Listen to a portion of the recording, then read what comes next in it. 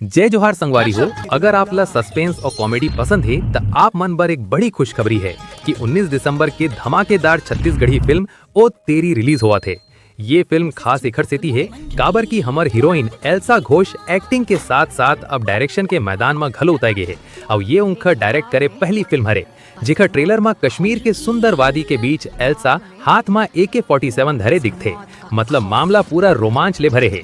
Film में Elsa Ghosh, Rajneesh Jhanjhi, Pradeep Sharma, उपासना वैष्णव, नवीन देशमुख, रोशन विरवानी और high rock जैसे दिग्गज कलाकार मन काम करत हैं और येला निर्माता अजय सिंह राजपूत और रोशन विरवानी हाँ कोलकाता और छत्तीसगढ़ के कलाकार मन के साथ मिलके बनाए हैं।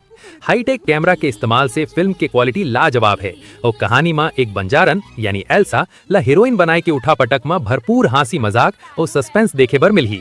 ता 19 दिसंबर के नजदीकी सिनेमा घर में जाके ओ तेरी ला देखे बर झन भुलाहू और आगे के खबर पर चैनल ला सब्सक्राइब करहू। जय जोहार, जय छत्तीसगढ़।